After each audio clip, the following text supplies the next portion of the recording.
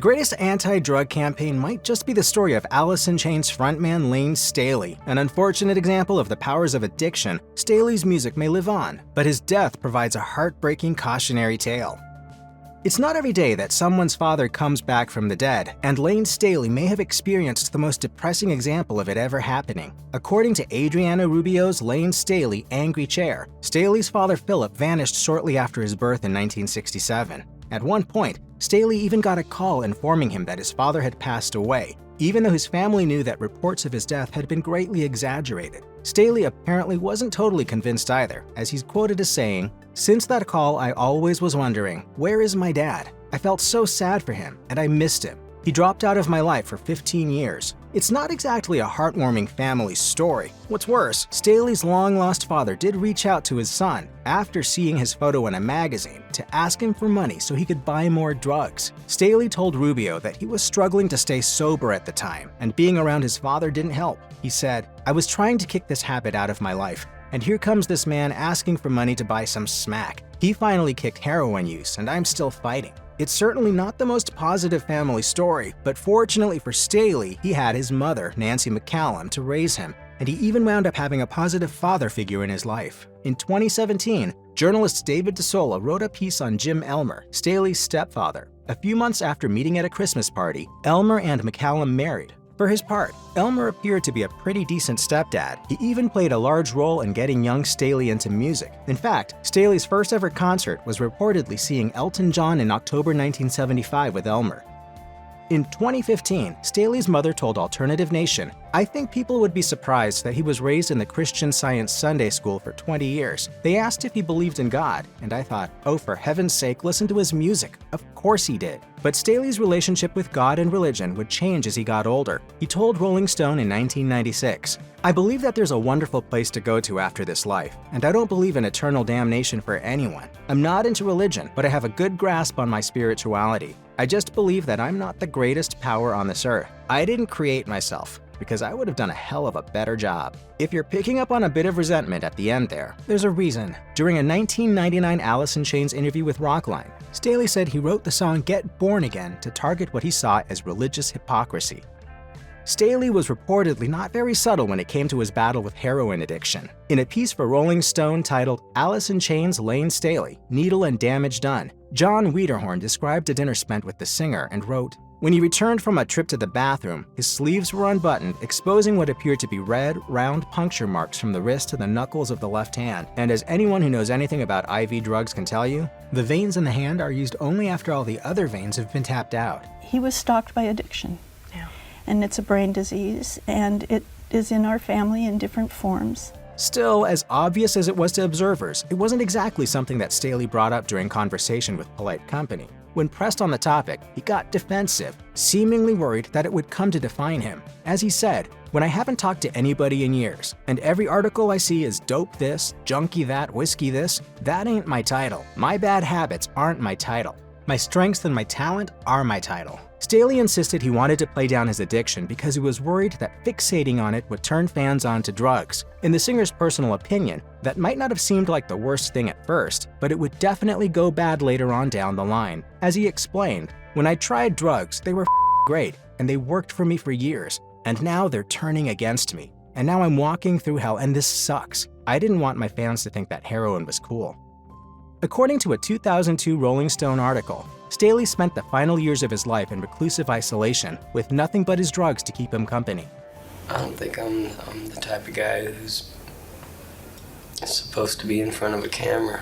His steady decline into the lonely last few years of his life began when he left the stage for the last time as a member of Alice in Chains on July 3, 1996. From that point on, Staley sightings in public became increasingly rare, and fans were only able to speculate about his personal life. Rumors circulated that the singer was wasting away in his Seattle apartment, doing nothing but painting, playing video games, and struggling with his heroin addiction. Other false rumors emerged, like that Staley had contracted gangrene from shooting up, or that he'd had body parts ranging from fingers to an entire arm amputated. Whether he even had his former bandmates for occasional company also seems to depend on who you ask. Jerry Cantrell told Kerrang in 1998 that he and the other guys in Alice frequently hung out with Staley at his place, playing video games and having a grand old time. A year later, though, Drummer Sean Kinney painted a different story to the publication, saying, "I talked to Layne, but we don't hang out. I don't live his lifestyle, so his house isn't the healthiest place to be around. I don't need any help to get annihilated."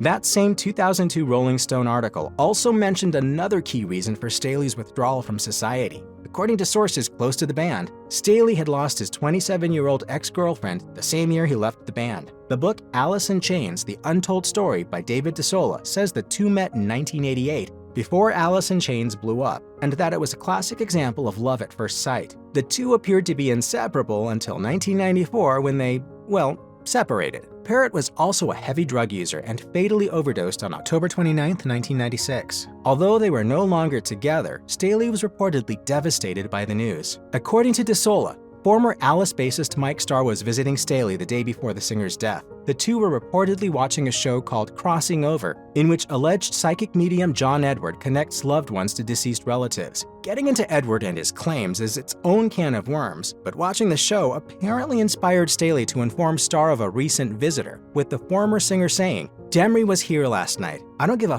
if you believe me or not, dude. I'm telling you, Demry was here." Although Staley was clearly affected by his drug use, Demry's mother believes him. She claimed that her daughter had come to be there with Layne as he's doing his transition. As bleak as it is, someone dealing with a heroin addiction really only has two options: either endure the painful and hellish process to get clean, or lose your life to the drug. In her book, Layne Staley, Angry Chair, Adriana Rubio detailed her final interview with Staley, who seemed well aware that he was fighting a losing battle. Rubio noted that Staley was missing teeth and struggling to breathe, and quoted the former frontman as saying, "This drug use is like the insulin a diabetic needs to survive. I'm not using drugs to get high like many people think. I know I made a big mistake when I started using this. I never wanted to end my life this way. I know I have no chance. It's too late." Staley didn't just talk to Mike Starr about seeing the spirit of his ex-girlfriend the day before he died. Starr later said on an episode of Celebrity Rehab with Dr. Drew that he and Staley had at one point gotten into an argument over his condition. The verbal spat culminated in Staley threatening to end the friendship if Starr reached out to authorities, and as Starr stormed out, Staley begged him to stay, saying, "Not like this. Don't leave like this." It was later determined that on the next day, April 5, 2002, Staley took a speedball, a deadly combination of cocaine and heroin. He died at 34 years old. Enough use ends up killing you, or sapping the soul out of you, and, unfortunately we lost him, Seattle Weekly described the tragic scene when police kicked in the door to Staley's condo in the city's University District 2 weeks after he shot up for the final time. They found the deceased singer sitting upright, surrounded by drugs and paraphernalia, cans of spray paint, spent needles, and unspent cash, all illuminated by a flickering TV. He was still cradling a full syringe of heroin.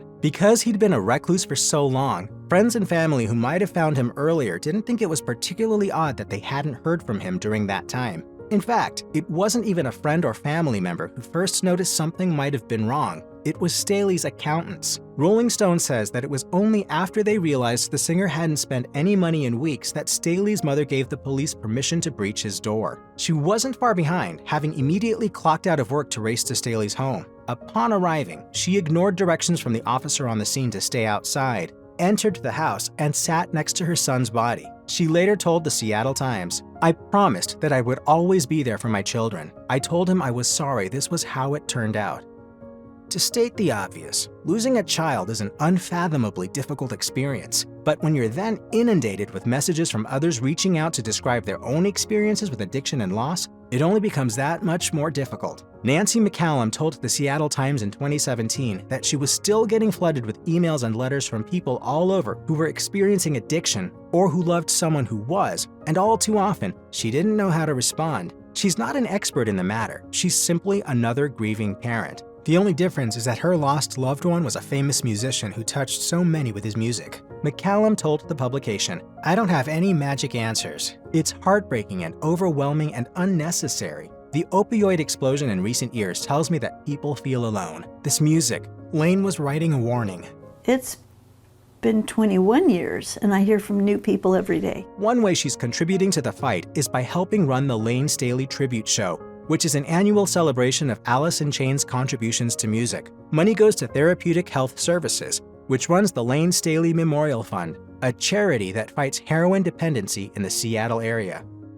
If you or anyone you know is struggling with addiction issues, help is available. Visit the Substance Abuse and Mental Health Services Administration website or contact SAMHSA's National Helpline at 1-800-662-HELP 4357.